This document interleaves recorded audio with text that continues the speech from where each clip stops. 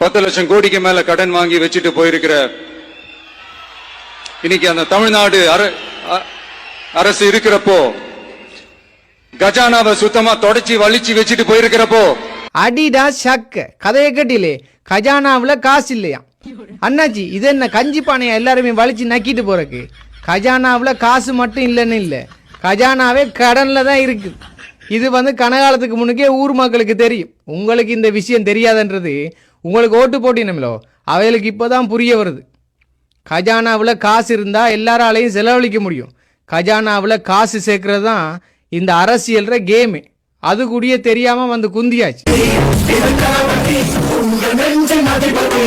என் நெஞ்சில் குடியிருக்கும் அப்படின்னு சொல்லுவாரு.